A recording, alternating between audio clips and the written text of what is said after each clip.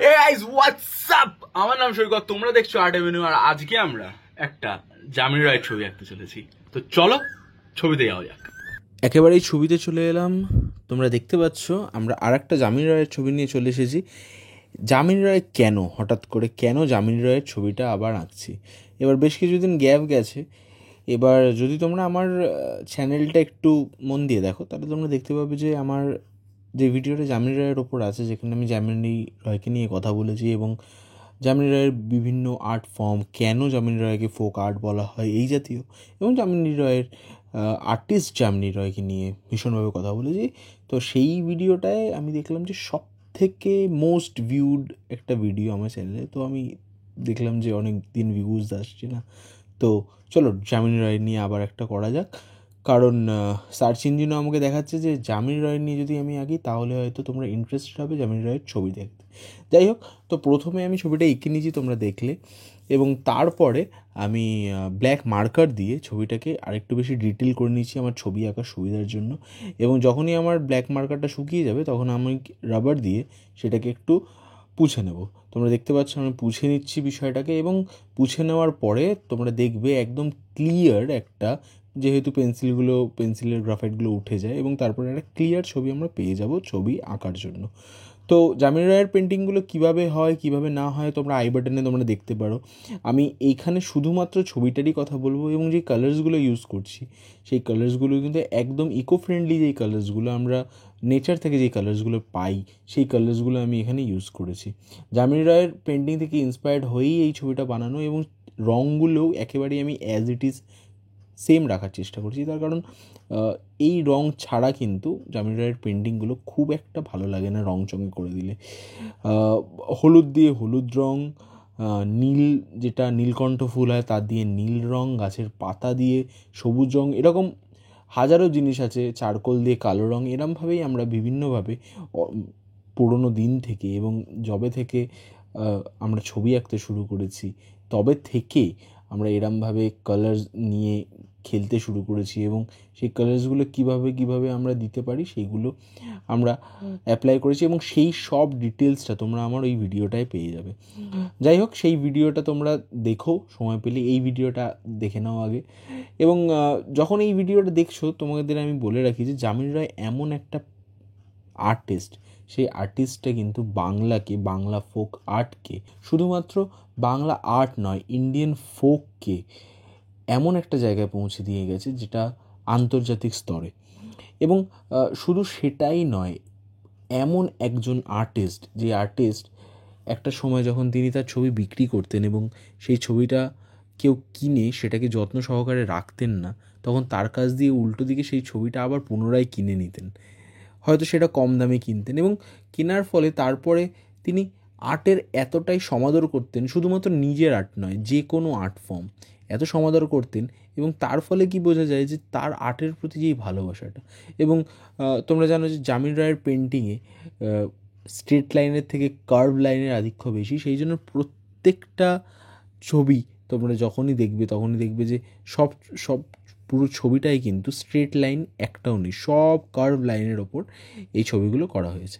এবং এই ছবিগুলো করতে করতে আমরা সত্যি একটা জায়গায় ফিরে যাই যে যামিনী রায়ের পেন্টিং কেন কেন কেন এতটা ফেমাস। যেখানে যদি তোমরা ফেলুদা দেখে থাকো, ফেলুদার ড্রয়িং রুমে যেখানে বসে ফেলুদা একের পর এক কেস নিত, সেখানেও তার তার ওই ড্রয়িং রুমে সোফার পিছনে একটা যামিনী রায়েরই পেন্টিং আঁকা ছিল। সেই পেন্টিংটাকেও রিক্রিয়েট যদি তোমরা দেখতে চাও তাহলে আমি সেই পেন্টিংটাকেও রিক্রিয়েট করতে পারি, এবং তার জন্য আমরা একটা এম রাখছি যে এটাই যেন আমাদের 200টা লাইক পড়ে যায়। দেখা যাক 200টা লাইক পড়ে নাকি। যদি 200টা লাইক পড়ে তাহলে আমরা সেটাকে এম করব এবং সেটাকে রিক্রিয়েট করব। দেখা যাক কী হয় না হয়।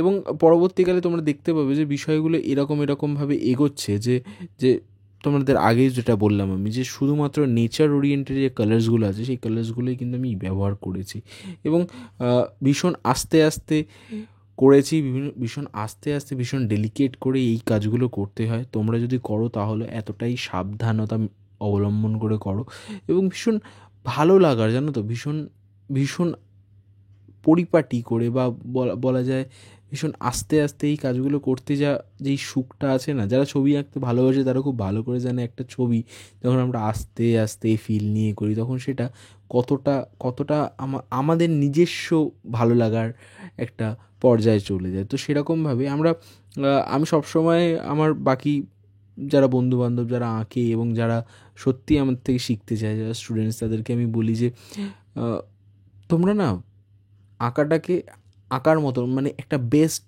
মাস্টারপিস তৈরি করবো এই ভেবে এগো না। যদি আঁকাটা একটা প্র্যাকটিসের মধ্যে দিয়ে যায়, আমরা কিন্তু সর্বদাই প্র্যাকটিস করছি এবং হঠাৎ করে হাত দিয়ে কখনো কোনো দিন একটা প্র্যাকটিস ওয়ার্ক ভীষণ ভালো হয়ে যাবে এবং সেটাই হয়তো মাস্টারপিস হয়ে যাবে। সেরমভাবেই এটাও একটা প্র্যাকটিসেরই পার্ট। প্র্যাকটিস করে করে করে করে নিজেদের হাতটাকে আরও বেশি সচল করতে হবে। কথাতেই আছে practice makes man and woman perfect, কথাতেই আছে। তো প্রবাদটায় আমি ওমেনটা যোগ করলাম, তার কারণ শুধুমাত্র প্র্যাকটিস করলে মেনরাই শুধু পারফেক্ট হবে না, ওমেন্সরাও প্র্যাকটিস করলে সেই পর্যায়ে পৌঁছাতে পারবে। যাই হোক, তো এগুলো তো সমান সমান সব। তোমরা তো জানোই যে এখন পুরুষ মহিলার মধ্যে কোনো বিভেদ করলে চলে না। এবং যদি তোমরা ছবি আঁকো, যদি তোমরা এরকম একটা প্রোগ্রেসিভ মিডিয়ায় থাকো, যেই মিডিয়াটা অনেক আগে থেকেই পৃথিবীতে কী হতে চলেছে সেটা ভেবে নিয়েছে, পৃথিবীতে কী হতে পারে সেই নিয়ে আলোচনা করে, এবং সেখানে দাঁড়িয়ে আমরা যদি পুরনো জিনিসপত্র নিয়ে বা পুরনো এমন সমাজ নিয়ে কথা বলি যেখানে সমান সমান মানা হতো না সবাইকে, তাহলে সেটা ভুল হবে। তাই জন্য প্রবাদ বাক্যগুলো যদিও ম্যান থাকে বা ছেলেদের জন্য থাকে, সেটা কিন্তু মহিলাদের জন্যও ততটাই প্রযোজ্য। যাই হোক, যামিনী রায় পেন্টিংগুলো করা হয় বা যারা যারা করে তারা অনেক ক্ষেত্রেই ক্যানভাসটাকে আগে রং করে দেয়, তারপরে তার ওপর ছবিটা আঁকে। এবার যেহেতু এইটা আমি প্র্যাকটিস করেছি সেহেতু না আমি প্রথমে ছবিটা এঁকে ফেলেছি আবেগপ্রবণভাবে, এবং তারপরে আমার মনে হয়েছে যে একটা তো ব্যাকগ্রাউন্ড লাগবে এবং প্রত্যেকটা ছবিতেই ব্যাকগ্রাউন্ড থাকে, এবং তারপর আস্তে আস্তে ব্যাকগ্রাউন্ডগুলো আমি দেওয়ার চেষ্টা করেছি। এবং তোমরা যদি করো এটা, আমি তোমাদেরকে সাজেস্ট করবো যে আগে তোমরা ব্যাকগ্রাউন্ডটা করে নাও, একটা সমান দেখে ইভেনভাবে একটা ব্যাকগ্রাউন্ড করে নাও, এবং সেই ব্যাকগ্রাউন্ডটা করে নেওয়ার পরে তার ওপরে ছবিটা আঁকো, তো ছবিটা আরও বেশি সুন্দর দেখতে লাগবে। যদিও এটাও তোমরা দেখো যে যেটা মানে এই যে ছবি আঁকার ফলে কোথাও ডিপ কোথাও হালকা, এটা কিন্তু একটা হিউম্যানলি টেক্সচার অ্যাড করে, যেটা ডিজিটাল পেন্টিংয়ে আসে না, যেটা কিন্তু শুধুমাত্র হাতে আঁকার পেন্টিংয়েই আসে। ডিজিটাল পেন্টিং বা হাতে আঁকার পেন্টিং নিয়ে কথা বলতে গেলে তাহলে তো এখনকার মোস্ট ট্রেন্ড যেটা চলছে গিবলি আর্ট, সেটা নিয়েও বলতে হয়। কতদিনের পরিশ্রমের ফলে এক একটা মাস্টারপিস বেরিয়ে আসে, এক একটা গিবলি আর্ট স্টুডিওয় যা যা বেরিয়ে আসতো কিছুদিন আগে অবধি, যেগুলো এআই জাস্ট কিছু সেকেন্ডসে বানিয়ে দিচ্ছে, সেটা একটা আর্টিস্টের পক্ষে সত্যি। কিন্তু নতুন জিনিসপত্রকেও না আমাদেরকে কোথাও না কোথাও গিয়ে আপন করে নিতে হবে। সেই জন্য এই প্রত্যেকটা জিনিসই একটা এভলিউশনের পার্ট বলে আমার মনে হয়, আমি পার্সোনালি ফিল করি। সেই জন্য অনেক আর্টিস্ট আছে যারা গিবলি আর্ট করছে না, তারা অ্যাজ আ প্রোটেস্ট যে আমরা গিবলি আর্ট করবো না, আমরা হিউম্যানদের বানানো বা হিউম্যান এলিমেন্ট যেখানে আছে সেই যেখানে হাতের স্পর্শ আছে এরকম কিছু ছবি আমরা বানাবো, আমরা এটাকে বয়কট করলাম। আমি সেই অর্থে পড়ি না, সেরকমভাবে ভাবি না। আমি ভাবি যে যদি টেকনোলজি থাকে, তার একটা অ্যাডভান্সমেন্ট যখন এসেছে, তখন আমাদের সর্বদাই তার দিকে যাওয়া উচিত, নতুন করে কি করা যায় সেটা ভাবা উচিত। যেটা হয়ে গেছে, যদি এই গিবলি আর্ট স্টুডিওতে যে এই আর্টটা যদি তৈরি না হতো কোনো দিনও, যদি যদি যদি তাহলে কিভাবে একটা এআই সেটাকে তৈরি করতে বলো তো? তো মানুষ তৈরি করলে তবেই তারপরে সেটাকে একটা এআই করতে পারে, এটা আমার বিশ্বাস। তো আমরা যদি নতুন কিছু তৈরি করি তবেই কিন্তু সেটা এআই কপি করতে পারবে, কারণ এআই যা শিখছে আমাদের থেকেই শিখছে। বড় বড় আর্টিস্টরা যেগুলো এঁকে গেছে সেইগুলো থেকেই ওই ইন্সপিরেশন নেয় এবং সেগুলো দিয়ে একটা নতুন ডিজিটালাইজড ভার্সন বের করে। আমি একদিকে যেমন আশা হতো, অন্যদিকে কিছুটা আশা আছে, কারণ যখন আমাদের তুলিতে একটা জলের ড্রপ জন্মায় এবং ক্যানভাসের ওপর হঠাৎ করে আঁকতে আঁকতে একটা জলের ড্রপ পড়ে যায়, সেটা কিন্তু কখনোই একটা এআই করতে পারবে না। এটা শুধুমাত্র মানুষের দ্বারাই সম্ভব। এরা শুধুমাত্র সেই আর্টিস্টদের দ্বারাই সম্ভব যারা নিজের সবটা দিয়ে ছবিটা আঁকছে। ঠিক সেরকমভাবেই যামিনী রায় নিজের সবটা দিয়ে ছবিটা আঁকতেন এবং সেই ছবিগুলো সেই কারণেই আমাদের কাছে এতটা প্রিয় এখনও পর্যন্ত, এবং আমরা সেগুলোকে ফলো করে, কপি করে রাদার বলা ভালো, আমরা নিজেদের মতন করে ছবিগুলো তৈরি করতে পারি, কারণ ওইগুলো মাস্টারপিস। ওই জিনিসপত্রগুলো কপি করলেও তোমরা শিখতে পারবে, ওই জিনিসপত্রগুলোকে বারবার কপি করলে আমরা অনেক কিছু শিখতে পারবো। তো ছবিটা তো শেষের দিকে হয়ে গেল, গল্প করতে করতে দেখো ছবিটাও শেষ হয়ে গেল। তোমরাও প্র্যাকটিস করো, কেমন লাগছে বলো।